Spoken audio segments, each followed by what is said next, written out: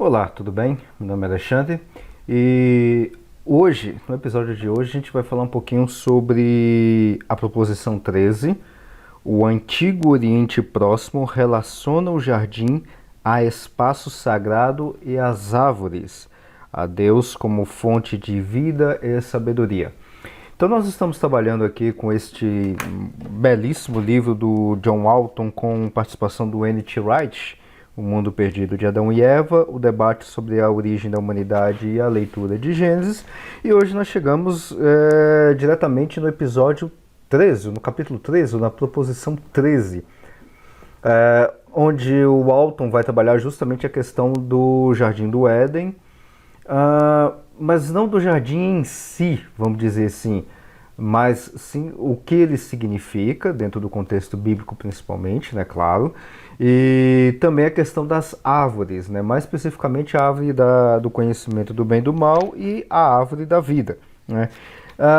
Talvez, se você não leu ainda esse capítulo, deixo as tradicionais observações, não deixa de querer esse livro, porque aqui a gente não faz leitura comentada ou leitura do livro, aqui eu só faço alguns comentários do livro para complementar algum detalhe ou outro que o Walton coloca, tá?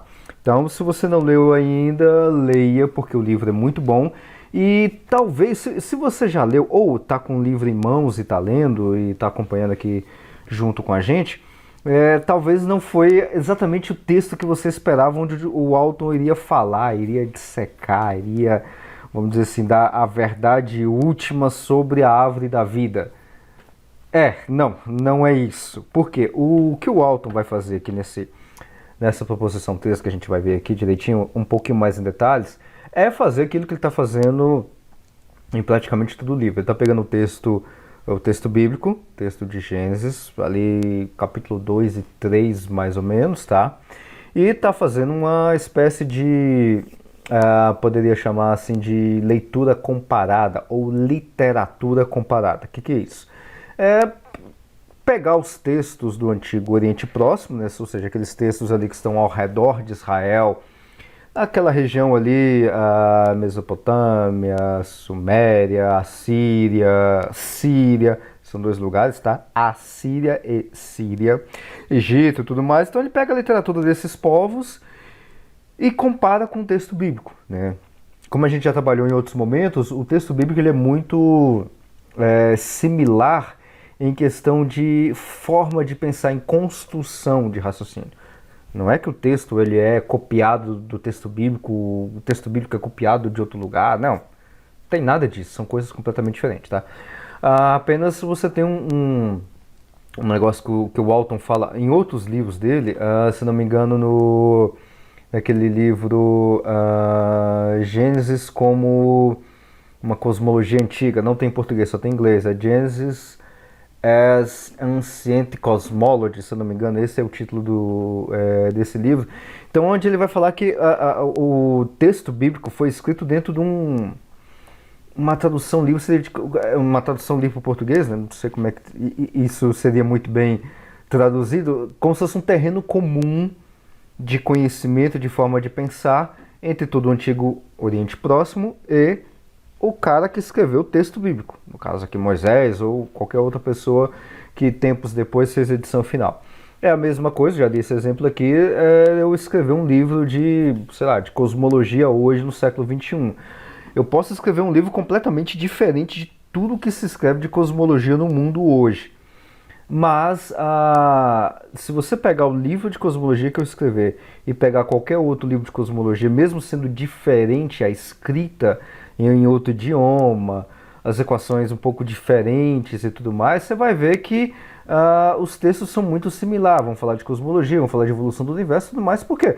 Porque eu e qualquer outro autor que está falando de cosmologia nesse mundo na mesma data, mas em outro lugar diferente, nós temos mais ou menos o mesmo terreno em comum com a questão de pensar, de raciocinar, de estudar. É claro que o mundo antigo é muito menor do que o mundo que nós temos hoje, com uma globalização completa de questão de conhecimento científico, leituras e tudo mais, tá? Mesmo que os idiomas e as culturas, as sociedades sejam diferentes, tá? Então é mais ou menos essa ideia.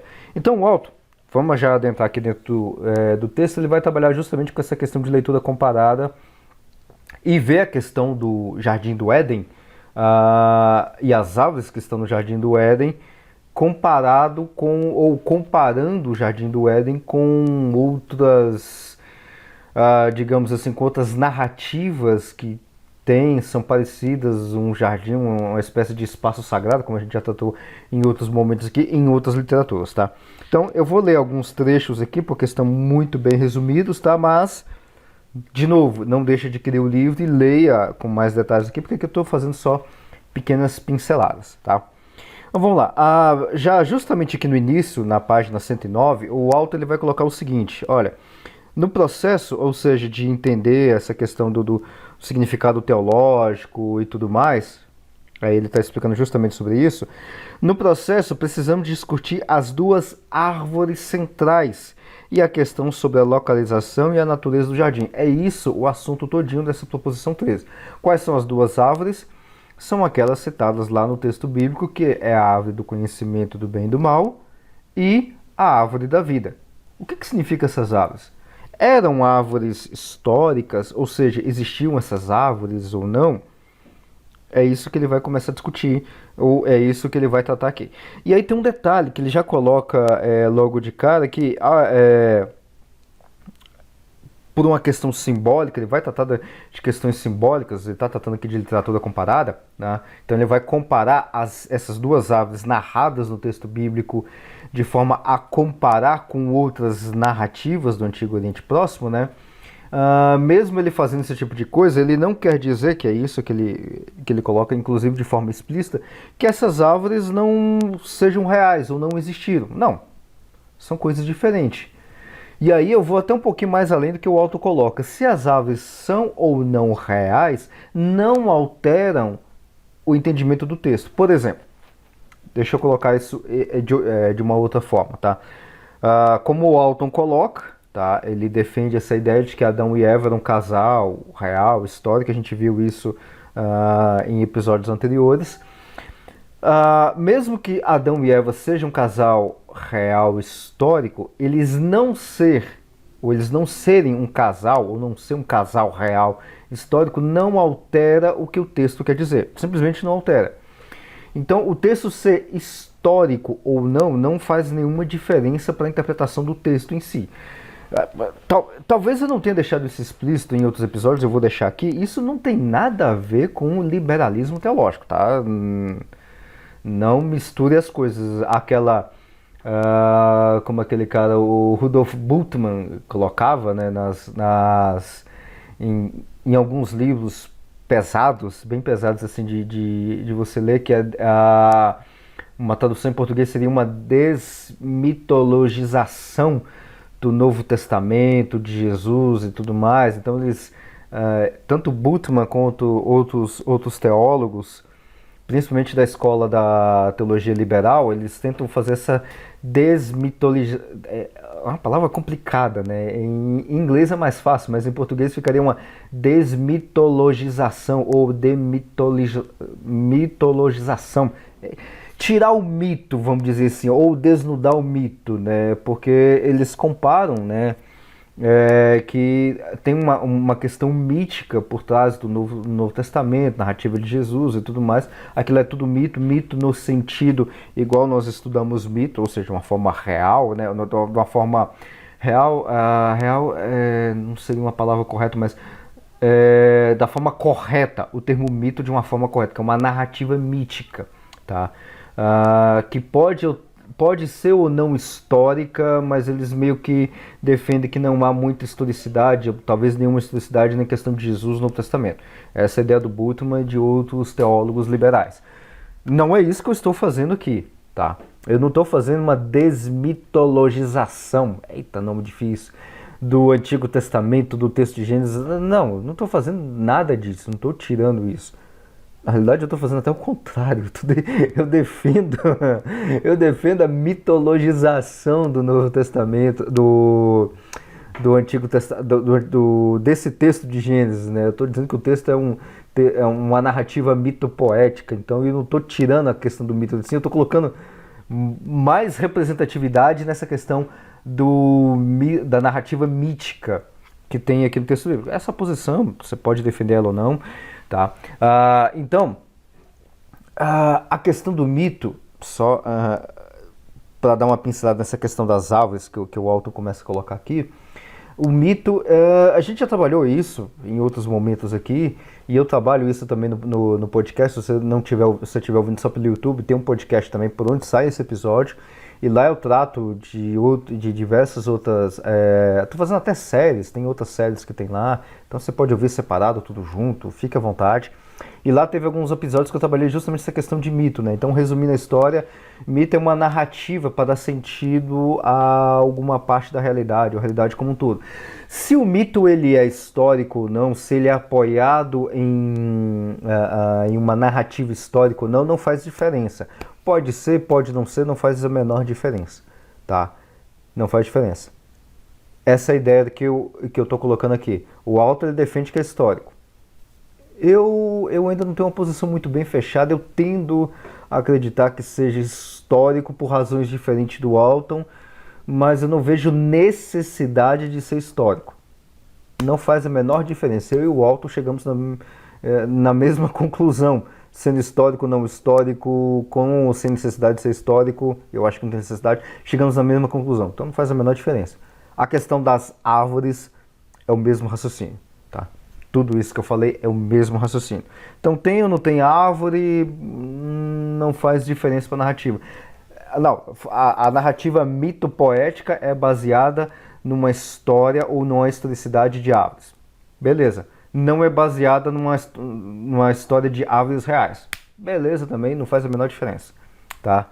Não faz a menor diferença. Mas aqui o texto não deixa isso explícito, e até pelo contexto do texto do Antigo Testamento e dos textos do Antigo Oriente Próximo, não dá para a gente inferir, pelo menos eu não consigo ver, no meu pequeno conhecimento quase zero de tudo isso, eu não consigo ver um apoio histórico das árvores em si, se é que existiram ou não. Tá? Parece que não. Parece que é mais uma questão, como a gente vai ver aqui, é mais uma questão de narrativa mítica, dentro de um contexto, dentro de um local que poderia ter sido real, inclusive, que é o espaço sagrado ou Jardim do Éden, tá? Então, depois dessa divagação toda, vamos agora entrar dentro do primeiro ponto que o autor vai trabalhar, que é a questão do Jardim do Éden. A gente já trabalhou isso em outros momentos e tudo mais, a gente já viu, eu até detalhei um pouco mais, talvez eu tenha até adiantado algumas coisas, né? Porque isso vai ficando na cabeça e a gente vai trabalhando ali. Eu pego o texto aqui do livro aqui e aí eu vou acabando expandindo um pouco o que o autor fala naquele momento com outras ideias. Então a gente detalhou bastante, então eu vou passar um pouquinho mais rápido nessa parte aqui da questão do Jardim do Éden. E aqui ele já começa que quando consideramos o Jardim do Éden em seu contexto antigo, descobrimos que ele é mais um espaço sagrado do que um espaço verde. Presta bastante atenção nesse ponto aqui que a gente vai... eu vou detalhar isso aqui um pouquinho mais para frente. O Walton chama bastante atenção nessa frase aqui. Ele é, o Jardim do Éden, o centro da ordem, não da perfeição. E seu significado tem mais relação com a presença divina do que com um paraíso humano. Então, o Jardim do Éden está mais relacionado a uma questão de espaço sagrado de um templo, como a gente já trabalhou em outros episódios, do que como um paraíso na Terra. Pode ter sido? Pode, mas a ideia do texto não é transmitir uma ideia de um oásis, como eu já tinha falado em algum episódio anteriormente, naquela região ali, se você pegar ali numa região meio que desértica ali, perto do Egito, talvez ali mais ao sul da atual Bagdá hoje, Babilônia, descendo um pouquinho mais ali na região do Tigre, Eufrates e tudo mais, que é uma região um pouco mais desértica, então tem um oásis ali, é um paraíso na Terra, tá? Pode ter sido? Pode, mas a ideia não é essa, tá? A ideia justamente não vai ser muito bem isso. Agora observa na página 110, o autor vai deixar isso bastante explícito pelo seguinte.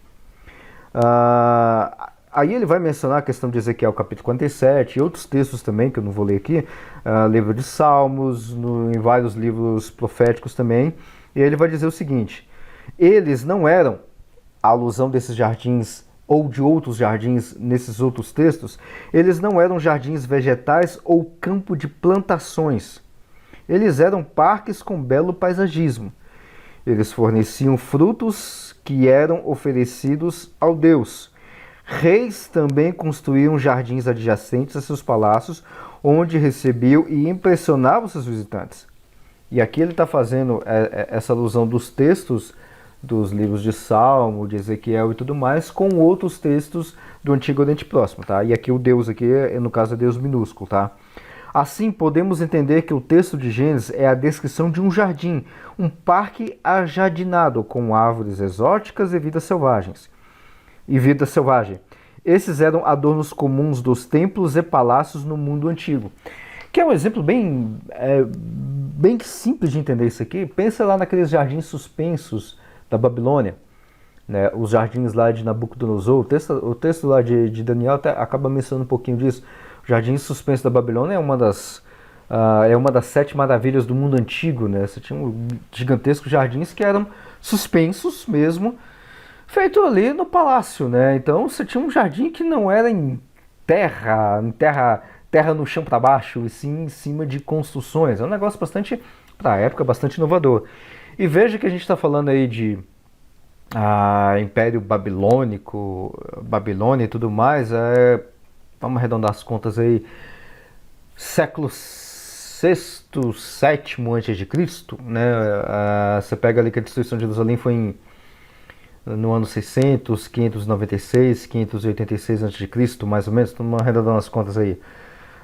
Esse texto aqui que nós estamos trabalhando aqui com o Jardim do Éden joga aí uns 1.200 anos para trás, 1.800 a.C., talvez até um pouco mais, 2.000, 2.300 anos antes de Cristo, 3.000, 5.000 anos antes de Cristo. Então é muita coisa mais para trás ainda, tá? Então essa é mais ou menos a ideia. E aí tem num outro parágrafo na página 110 ainda, que o autor vai colocar que é um negócio bastante interessante. Fiz a sugestão, o autor está falando, que em Gênesis 1 o cosmos estava sendo estabelecido como espaço sagrado. A gente trabalhou bastante sobre isso. A narrativa da criação é o estabelecimento de todo o cosmos como um espaço sagrado. Todavia, o Alton continua, não há ali informação alguma sobre a localização do centro desse espaço, embora ele devesse funcionar em favor das pessoas. Volta lá de novo na narrativa de Gênesis capítulo 1, tá lá a formação, Deus organizando o espaço sagrado, tudo mais, para vir morar, Deus descansa. E lembre-se que descanso não é no sentido de você deitar e dormir, como está lá no texto lá, Gênesis capítulo 2, versículo 1 e 2, bem no iniciozinho, que Deus descansa, mas não é no sentido de dormir, acabou, não vou fazer mais nada e deixa o pau quebrar. Isso não é um deísmo com D de dado, tá? Sim, ali a alusão é no sentido de usufruir ou utilizar mesmo o espaço que ele mesmo criou, que o próprio Deus criou. Essa é a ideia, tá? O autor continua. Em Gênesis 2, o local desse centro, ou seja, desse espaço sagrado todo que Deus organiza em Gênesis capítulo 1, nos é revelado. E as pessoas são colocadas ali. Lembrando, você já deve conhecer bastante, já deve estar cansado de saber sobre isso, que o texto de Gênesis não está falando sobre origem material de coisas ou de pessoas. E o texto de Gênesis capítulo 2 vai dizer que Deus criou o homem no capítulo 1, no sentido de dar função para ele, e agora observa o seguinte, Deus cria o homem no espaço sagrado. No capítulo 2, Deus coloca o homem no centro do espaço sagrado, Jardim do Éden.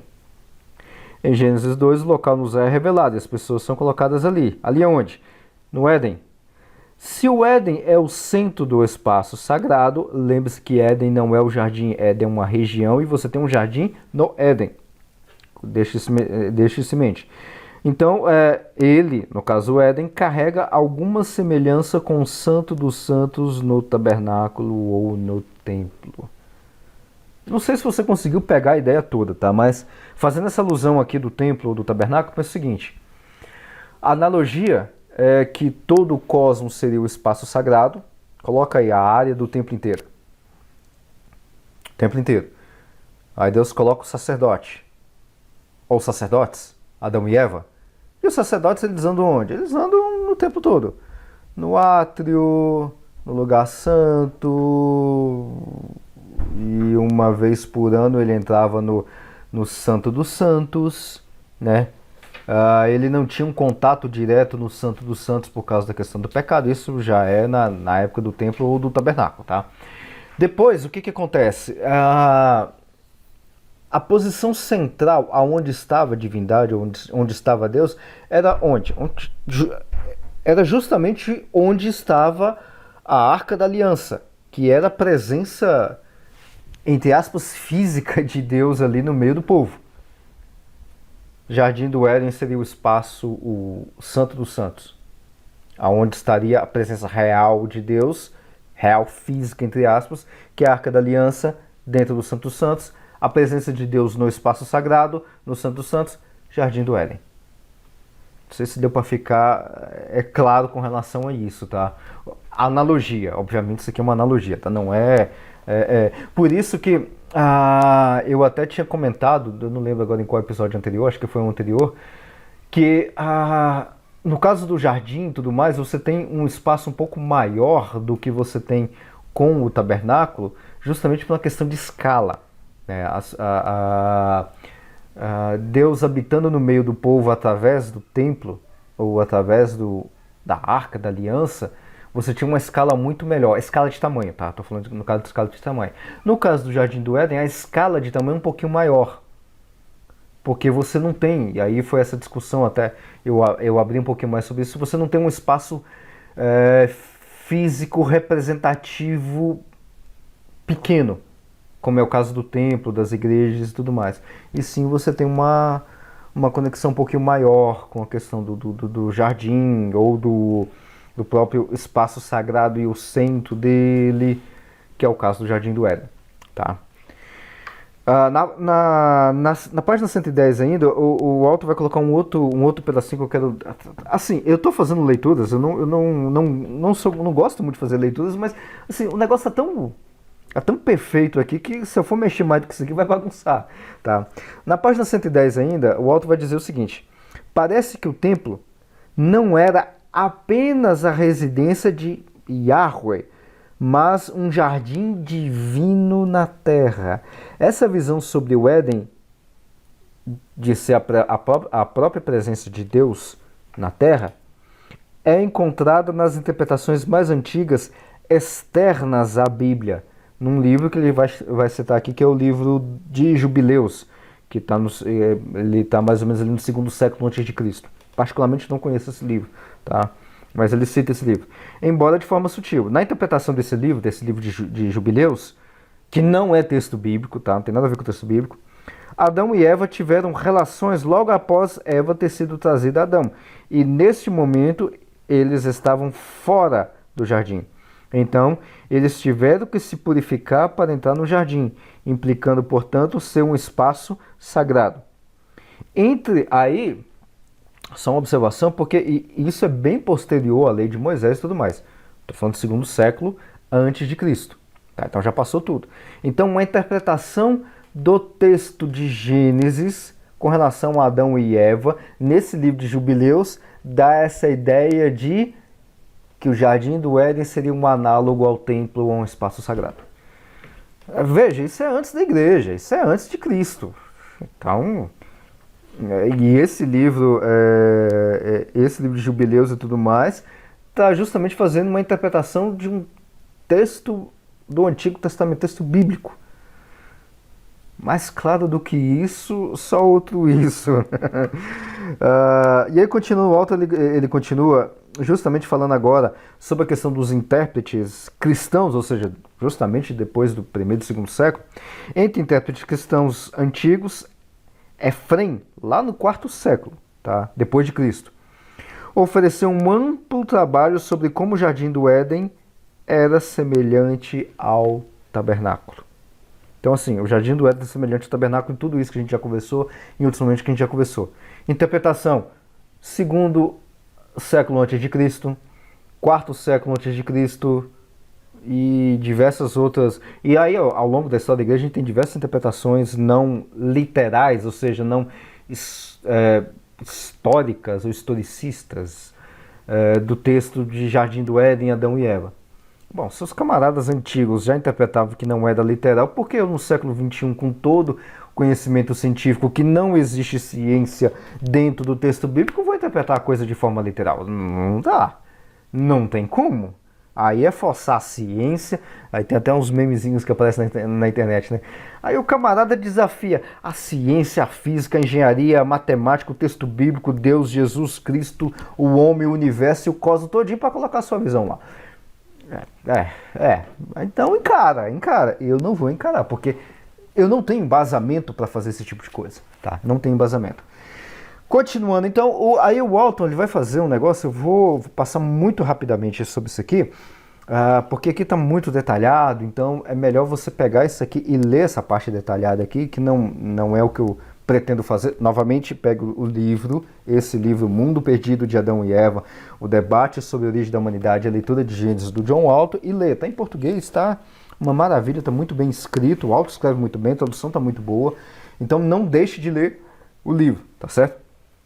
Na página 111, o Walton ele vai falar sobre um outro mito do Enki, e aí novamente eu vou falar como está escrito, que eu não sei falar nem assírio, nem hebraico, qualquer coisa do tipo, então está transliterado em letras latinas, então eu vou ler justamente como está escrito aqui, num português bem dizido, como diz, tá? Então, ele vai falar sobre o mito de Enki e Ninhursag, entre parênteses, Dilmun, tá? Não é Dilma, é Dilmun, tá?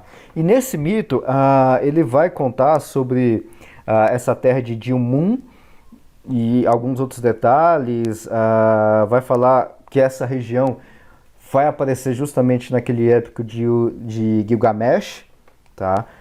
Onde o Utanapishtim vai ir para essa região de Dilmun, tá? E aí tem toda a narrativa e tudo mais, então do épico do Gilgamesh, que é aquela do dilúvio e tudo mais, tá? Aqui não vou comentar sobre isso, mas apenas fazer um paralelo desse mito de que é uma literatura assíria, tá? Ou neo-assíria, porque ela é um pouquinho posterior, se não me engano, ela é do século XVI, XVII a.C., pelo menos aí, arredondando baixo, uns 200 anos antes de Moisés, tá? Jogando baixo, tá? Que é essa narrativa de Gilgamesh e outras mais, porque o épico de Gilgamesh, ele tem várias narrativas, ou seja, ele aparece em vários lugares, isso dentro da arqueologia, ali nas escritas cuneiformes, tá? Então você encontra, inclusive encontraram há poucos anos agora, coisa de 2 anos, encontraram mais tabuinhas ali na região atual da Síria, tá? Encontraram mais algumas tabuinhas ali e parece que tem uma narrativa ali de Gilgamesh também, tá? Ainda não foi, até onde eu vi, não foi completamente divulgado, estudado, tudo mais. O pessoal ainda está trabalhando com isso dentro da arqueologia. Então você tem várias narrativas e uma dessas é desse mito que o Walton está trazendo aqui, tá? Do mito ou do épico do Gilgamesh. E aí ele vai trazer um negócio interessante, justamente nessa narrativa, que ela tem, vamos dizer assim, algumas características parecidas com o texto de Gênesis capítulo 2, tá? O Walton, na página 111, ele diz o seguinte: a terra de Dilmun é caracterizada em termos da ausência de comportamentos normais em várias áreas. Aí ele cita até as linhas onde é que são encontradas, das linhas 11 à linha 28 desse épico do Gilgamesh, tá? Então ele cita as referências completas aqui, você pode encontrar esse épico em cuneiforme e ler lá diretamente no original, tá? No mundo animal, onde é narrado esse texto, né? Os pássaros não emitiam sons, os predadores não matavam por comida, e os outros animais também não sabiam o que deviam comer, os porcos não conheciam os cereais. Outros comportamentos animais relacionados ao cuidado dos mais novos e ao sono não eram praticados. Não havia doenças e nenhum deles estava envelhecendo. Não havia escuridão. Os comportamentos humanos também não tinham começado. Não havia arautos nem lamento. E esse Dilmun aqui é uma espécie de... é como se fosse Eu vou fazer esse comparativo. O Otto não faz, mas dá para fazer isso. É como se fosse um Jardim do Éden dentro dessa narrativa mítica que aparece, tá? E agora observa o seguinte: já vi discussão sobre isso, simplesmente discussão sem sentido na minha visão, sobre se chovia antes do dilúvio, se antes da queda existia morte física ou não de animais, de seres humanos, e que o homem, antes da queda, ele era vegetariano ou vegano, sei lá como é que se coloca isso. São parentes, se você é vegetariano ou vegano, não come carne e tudo mais, à vontade, continue na sua boa vida, sem problema nenhum e sem perturbar os outros, sem nenhum problema, tá? Eu não tenho nada contra isso. Eu não sou desse tipo, eu gosto de carne, tem alguns tipos de carne que eu não como, mais por uma questão de gosto mesmo, e vivemos felizes até o fim da nossa vida, tranquilamente, tá? Fecha parênteses.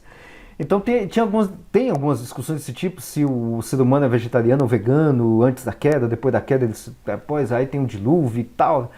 É completamente sem sentido. Por quê? A hora que você compara com essa parte que o Alto está colocando aqui nessa terra de Dilmun, você vai ver que ela é muito semelhante à narrativa que está no texto bíblico, que parece que dá a entender que o ser humano não comia carne, não matava os animais e tudo mais. Ou seja, é uma narrativa mítica, que não tem historicidade qualquer, seja lá qual for. Mas poderia o ser humano ser vegetariano e se tornou carnívoro depois da queda? Pode, não sei se dá para colocar isso. Eu, por exemplo, do texto bíblico não dá para inferir isso. Isso olhando apenas no texto bíblico, que não é a narrativa histórica, não dá para inferir isso. E se a gente olhar para uma questão puramente biológica, também não dá para tirar isso. Será que Adão e Eva, como sacerdotes, eles não se tornaram vegetarianos? Aí é muita suposição em cima de outras suposições. Dá para colocar isso?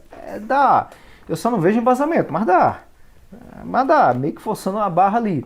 Desde que isso não seja um princípio para se colocar ideias de vegetarianismo ou a questão carnívora também. Não. Camarada come carne ou não come carne, come vegetal ou não come vegetal. Sim, come vegetal e come carne, tá? Até por uma questão de saúde, tá? Se ele quiser ou não quiser, mas não por questão de princípio bíblico. Isso tem que ficar bastante claro, tá?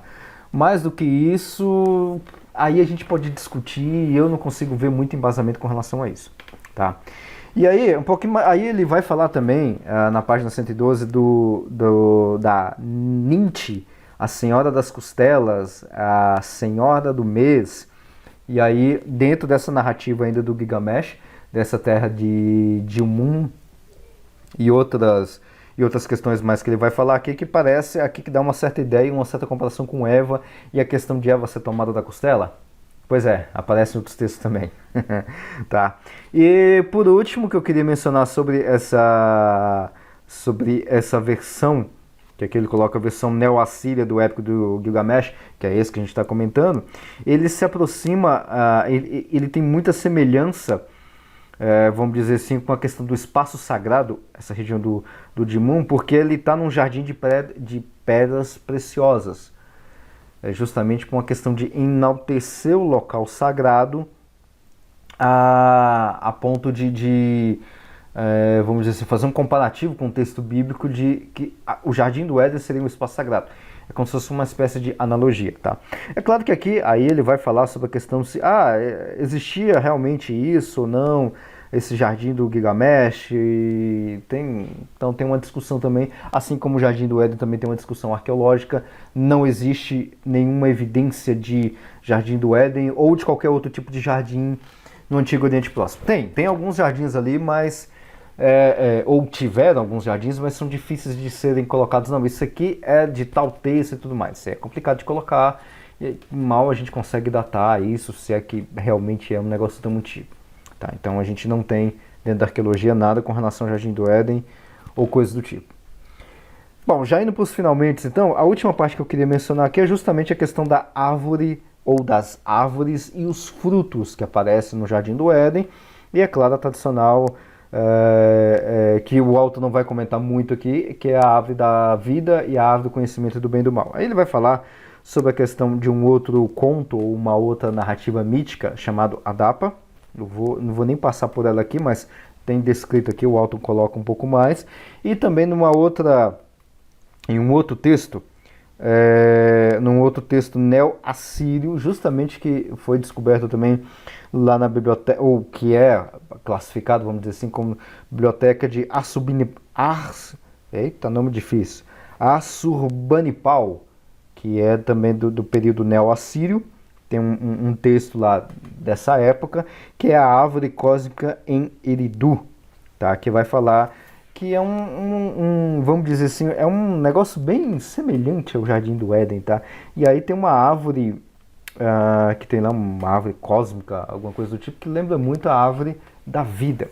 E aí tem um trecho que eu quero ler que vai resumir bastante isso, na página 114. Inclusive o Walton, ele...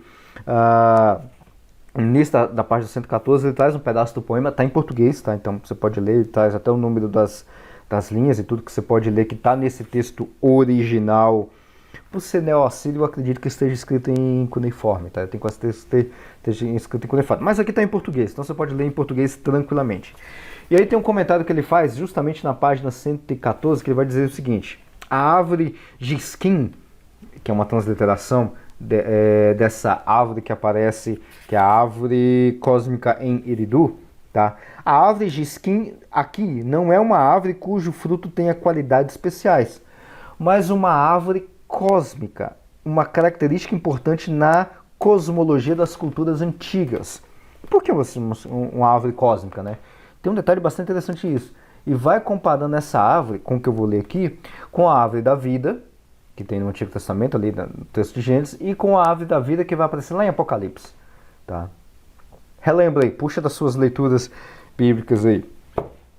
Como pode ser visto aqui, essa árvore Giskin, essa árvore cósmica, né, ela tem sua origem no mundo inferior ou subterrâneo. Associa-se com as águas férteis e localiza-se em um bosque associado a um templo da habitação de Shamash, o deus Sol, e Tammuz, a divindade do mundo inferior. Aqui é claro que é o texto o texto neo-assírio lá da árvore cósmica em Eridu. É um texto, não é um texto bíblico, tá?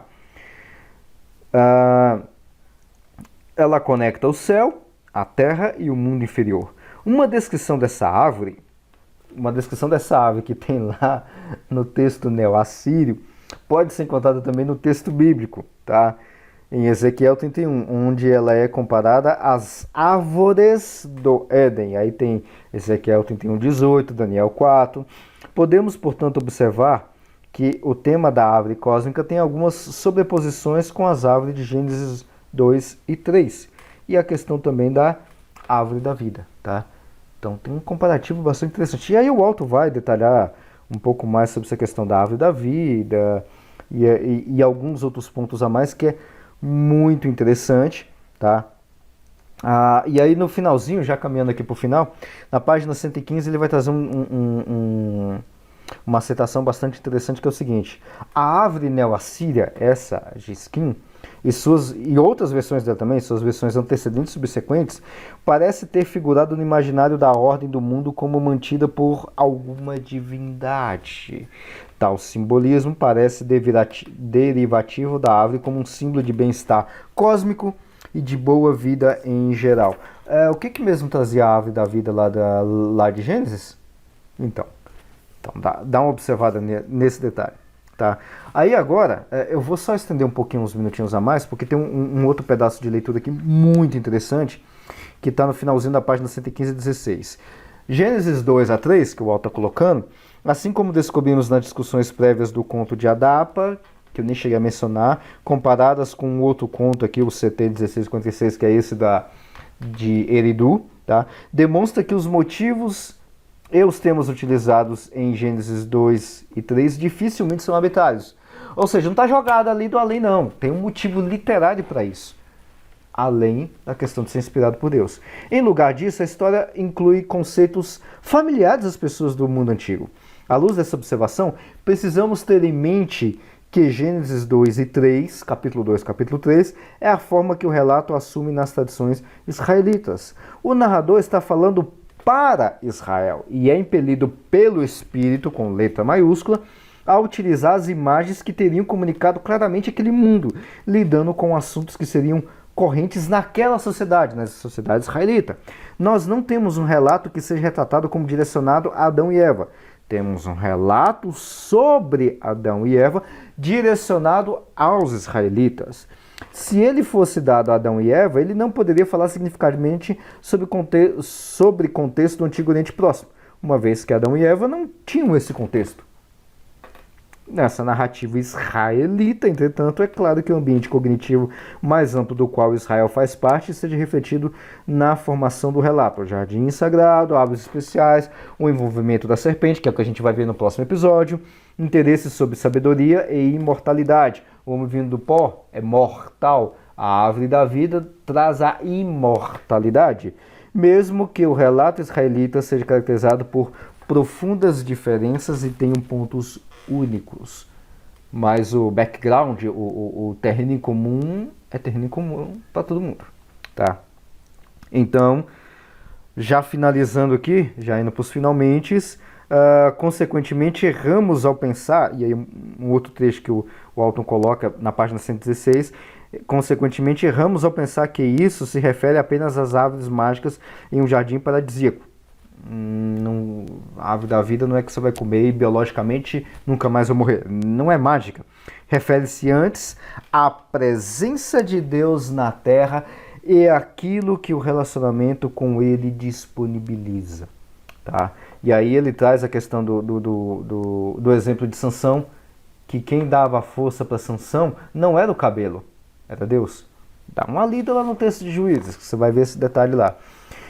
Aí na página 117, seja as árvores literais ou figurativas, pode ser histórico ou não, não importa, o ponto básico permanece. A vida é adquirida na presença de Deus e a sabedoria é seu dom, não para ser tomada segundo a vontade de alguém. Por isso que tem aquele evento depois da queda, todo mundo ser expulso do jardim. Pois é, por causa disso. Não por uma questão mágica ali que você vai comer e magicamente nunca mais vai morrer. Não, não tem isso. Tá. E aí nas conclusões o Alton vai colocar